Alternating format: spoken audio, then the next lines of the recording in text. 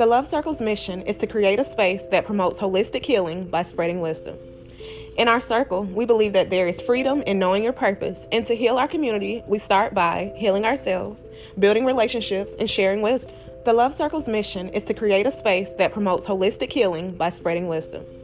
Afternoon, evening, whenever you see this, feel this, breathe this, do this, my loves. For those of you that are new to the podcast or new to tuning in to my page on my channel, hi, welcome. My name is Symphony Thompson, and I'm a self-care coach that helps millennials create more holistic and intentional self-care routines to aid them on their journey.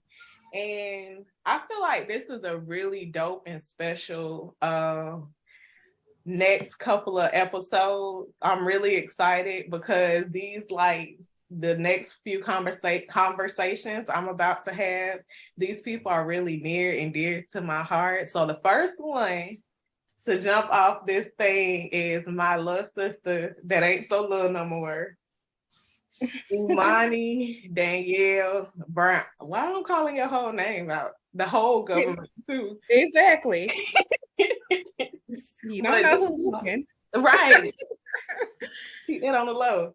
But this is my little sister. Please introduce yourself to the Love Circle podcast. Let them know who you are and why you are who you are, because I already know. But let everybody else introduce the Love Circle to Emoni and let them know what you got going on. Okay, hi everyone. I'm Emoni Danielle. I am the owner of the Konfection Studio, which is I don't even know at this point. We'll get into it later on in the conversation why I'm saying this, but I don't know at this point if I want to consider myself a bakery or just food business in general. Because I started off initially just baking, but I no, want you didn't to start baking first. You started with the fruit. yeah, but that's confection. So like candy making, baking. Um, but I'm leaning more towards doing food as well, not just the baking items. So we'll get to that. But yeah, that's for the most part. That's what my main focus is now, is just building my brand and business with that, and I'm trying to encourage more healthy, um, more healthy alternatives where you can also enjoy the food instead of just having bland and um, you know, because people think sometimes when you think eating healthy, you think it's a task. You think sometimes. So I want to, I don't know. I want to make it more interesting and Yeah. more enjoyable for people to eat better. Um, so yeah.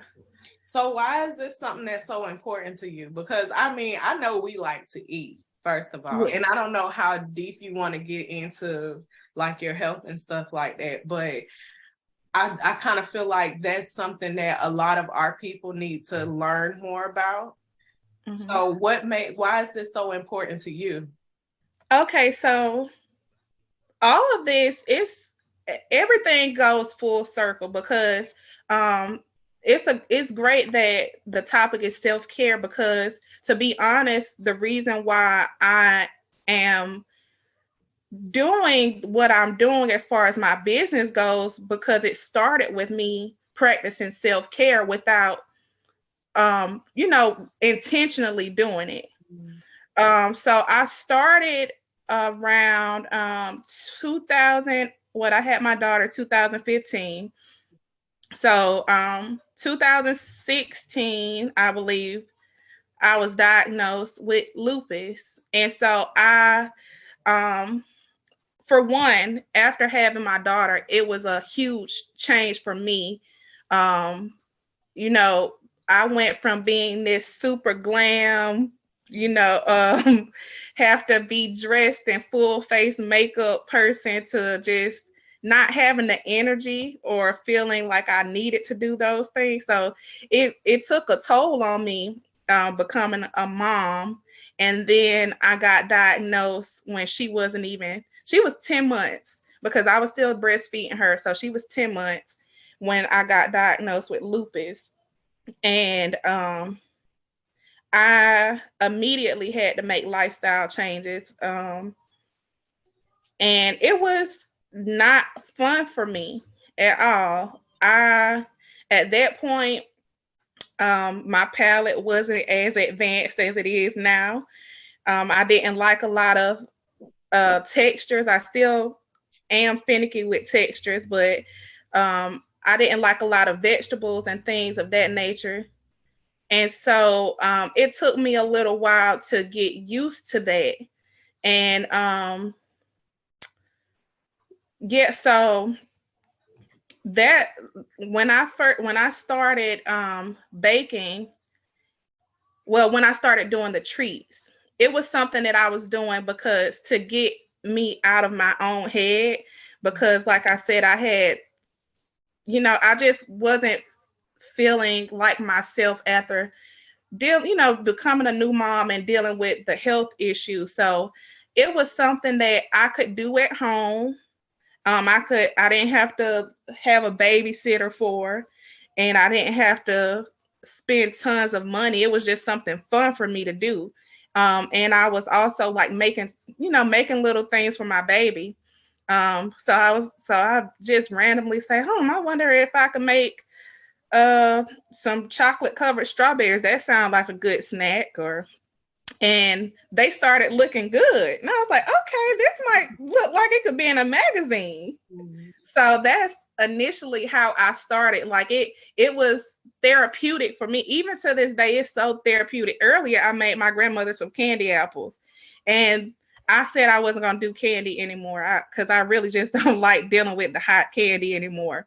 But that was so therapeutic for me. And so, self-care wears so many different faces for different people.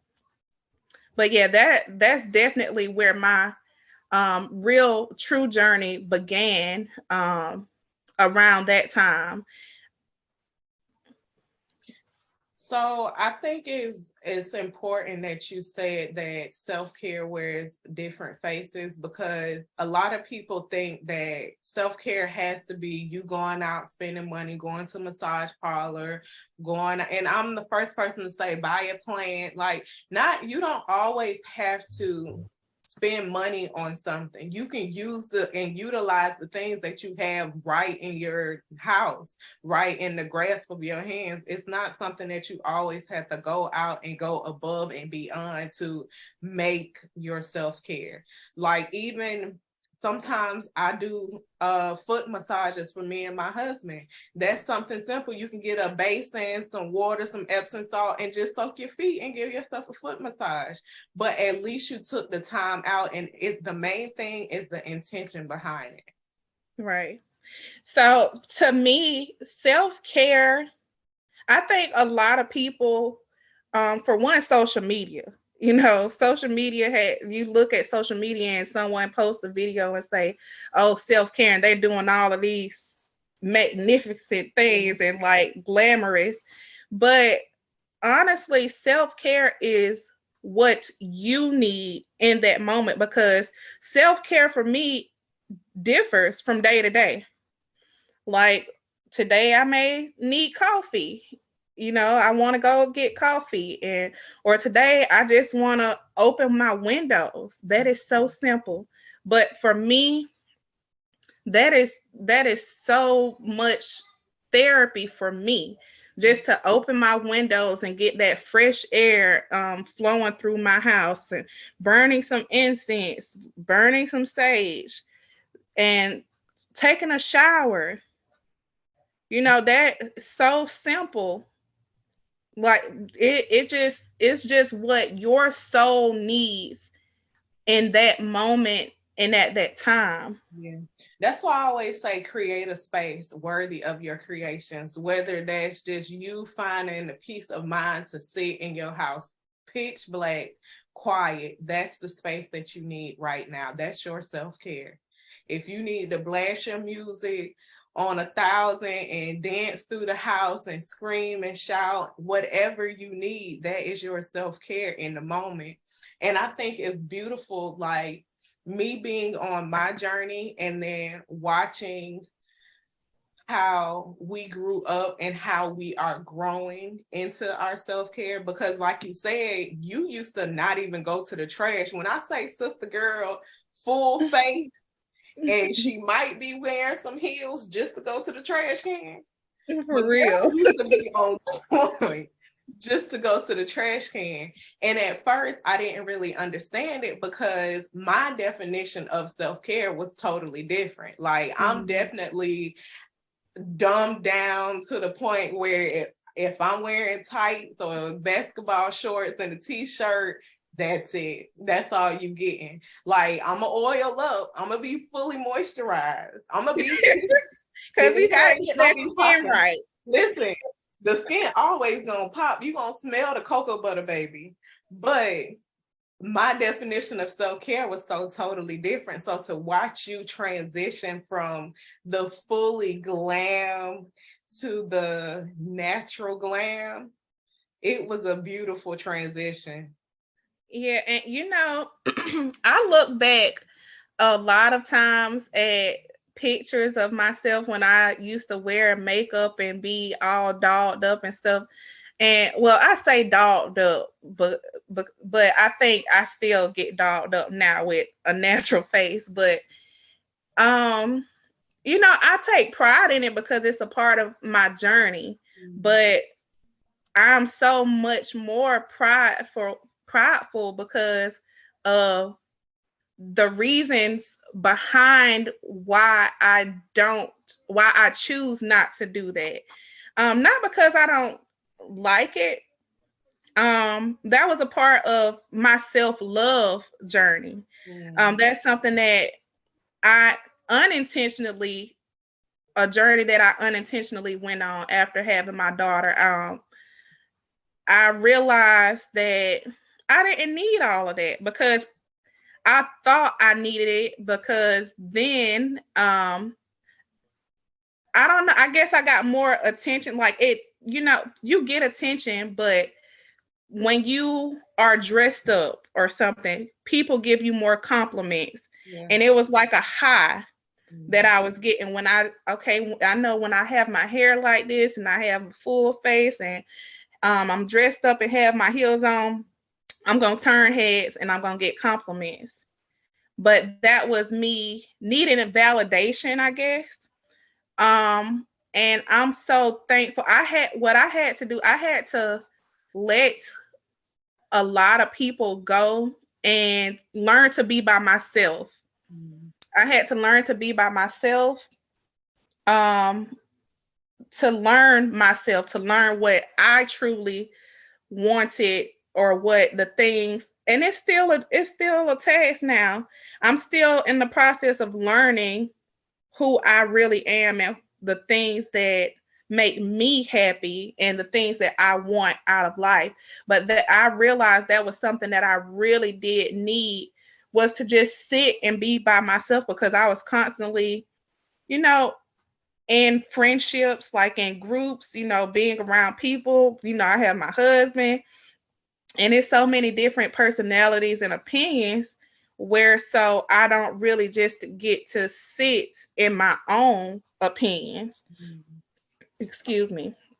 But I really did need that, and that changed my perspective on a lot of stuff. Like now when I see girls, like I love to see girls wear makeup and stuff like that. Whatever makes you feel good, that's what I love to see. I love seeing confidence. Yeah. I love just seeing anyone just loving who they are. Yeah. I don't have a type of person who I choose to say, oh, this is how you supposed to look. Like that, like that's nice. Like I think I think loving you is nice. That's what I think. What was I about to say? Because I was thinking about a couple of things while you were talking. I forgot what I was about. Yeah. But yeah, I definitely I definitely think that for self-care, I would, that's an advice I would give to anyone. Rather it's dating or anything. And that's another thing that I know it may be a little off topic, but um that's something that was really hard for me. Also, being a married woman, learning to try to separate myself and my marriage to become my own person. Yeah. Like I've been with him since I was 16. So that's, we've been growing together and we've never been apart from each other. So like it was really hard for me to try to break that tie and just become my own person, because I relied so much on his opinion. And I'm not gonna say he just knew exactly what he wanted out of life, but he was more sure of his path than I was. So I followed along his path a lot. And that I kind of got lost on my own. Yeah. And so it was a little hard, but and I'm still in the process of working on it. But I tell you, becoming a mom and being a wife, along with all the other many hats I wear, it like it's some work. Life be lifing.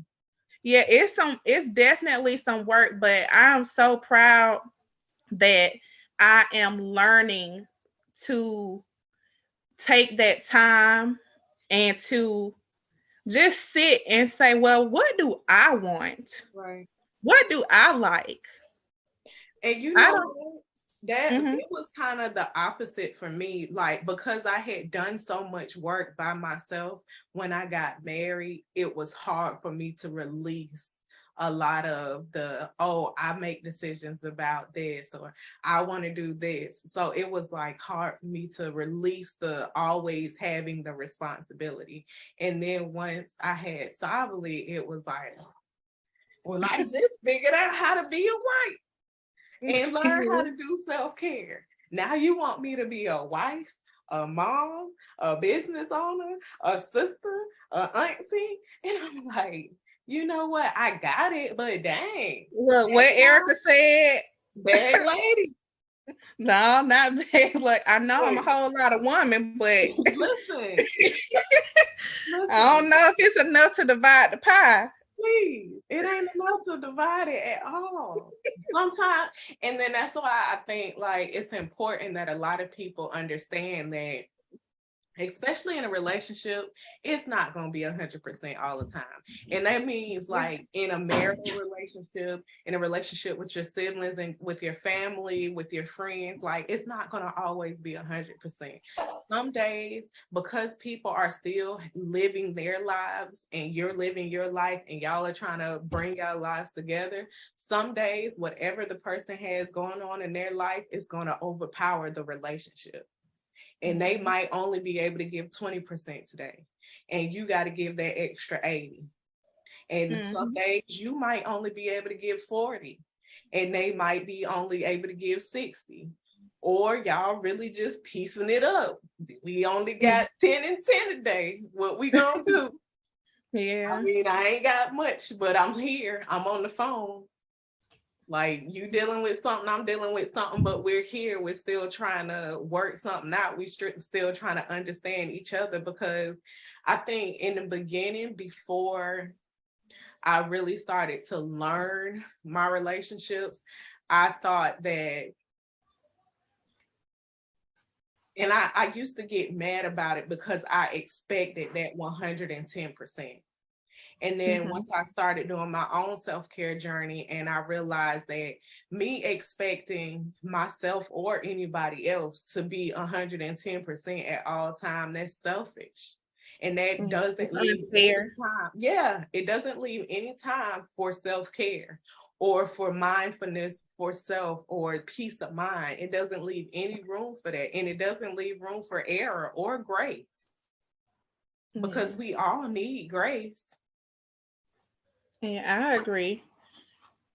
I think I actually had this conversation with our younger sister a few weeks ago because I was telling her how, you know, not just in relationships, but as people, you're supposed to evolve.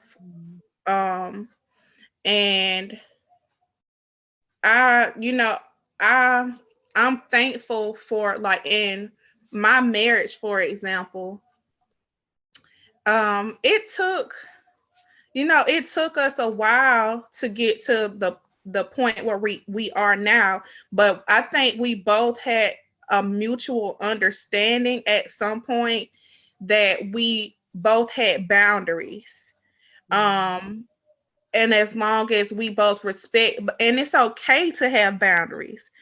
Sometimes you think, like, I guess because, like, when you don't really know, when you're not taught a relationship, because a lot of times you see relationships, but I don't think we are taught how to be in relationships, whether it's being in friendships. I don't remember anybody, correct me if I'm wrong, but I don't remember our parents or anyone else who were mentors or figures in our life walking us through or guiding us on how to be good sisters or how to be a good friend or how to be a good wife. I did see little things, like how grandma would, fix granddad's dinner and take care of him once he got sick. And mama told me one time, uh, this, when he was working and she used to drive him to work, and she told me to fix him. She said, you need to fix him some lunch. He gonna be working in the heat all day. You need to fix him some lunch. And that was the only thing that I remember as far as, like, wife or relationship advice that I ever received. And so we're basically figuring this stuff out on our own. So I think we can legit give ourselves, like, be it, like, it's okay. You figuring it out on your own. You're doing good. But also, along the way, we had to learn to have boundaries for each other. Like, in the beginning, I thought that, you kind of feel guilty for wanting those boundaries. You feel guilty for, um like, if it's something that you want to do and they just don't agree with, you feel guilty for wanting that or wanting to do something.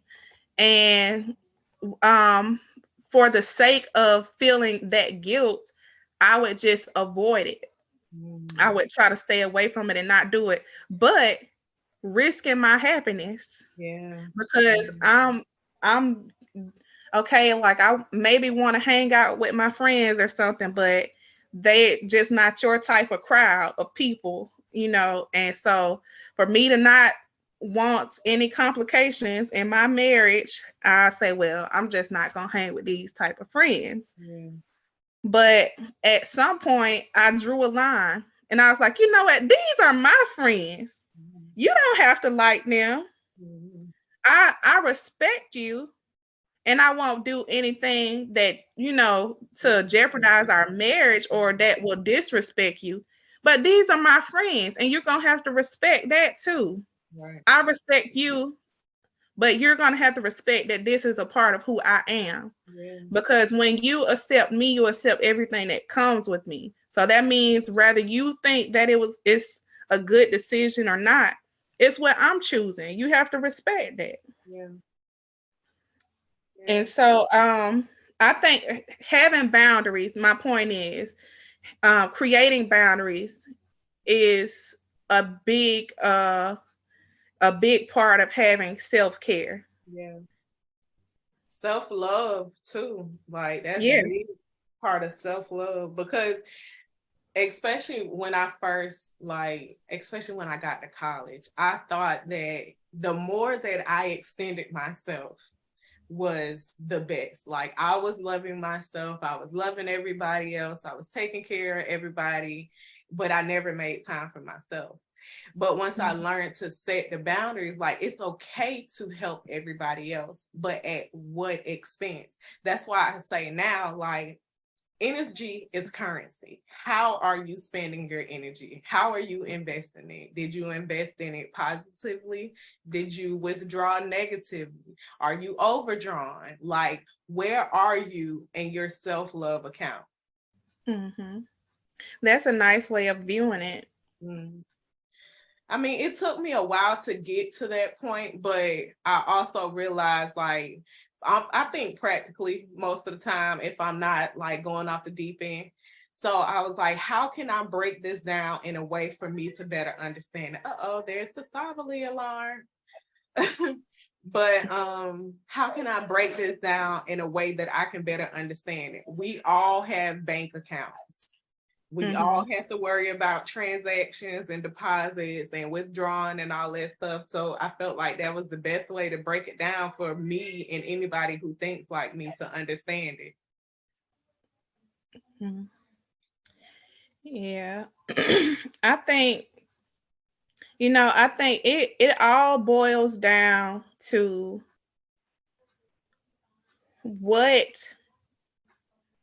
makes your soul feels secure. Yeah. What makes you feel where you don't have that feeling in your chest, that anxiety. And I can honestly say, like, people always ask me, or people always tell me, and which it used to irritate me so bad, when people either find out that I have lupus, or they know that I have lupus and they see how well I am. Oh, this is the one that really irritates me. Oh, but you look so good. Because I'm choosing to, I know a lot of people, don't get me wrong when I say this. Don't misinterpret what I'm saying, because I know some people can't control their appearances with certain health conditions. But I just choose to not let that define me, because this is who I was prior to my diagnosis. So I'm going to still continue to dress up, go out, fistula showing and all. That I used to be a little I really used to be insecure when I first had to get my fistula for dialysis, because it's bulgy and it's not the most sightliest thing to see, and especially when I had the catheter. But at some point, I had to realize this is literally my lifeline. Like, literally, it's my lifeline. This is what's helping me stay alive. So, and I love life. Right. So I'm gonna love this arm. Yeah. So I'm gonna wear my crop tops. Yeah. When I would go in the dialysis center, they love to see me because I'm just such a light. I go in there and I be bothering everybody, and I'm like, "Hey, y'all!" All loud, and you need that energy. You have to have something positive. Like I make up, like, my best friend, she'll tell you, she say I joke all day, but I just try to find something positive or something to smile about out of every situation. Right. And that, like, when I tell you that laughter, for me, I don't know if it's for everyone, but for me, that is like one of the most purest medications that I can have. Because like, I could be in the hospital bed and I'll find something. Like, I joke all the time about how when we do road trips,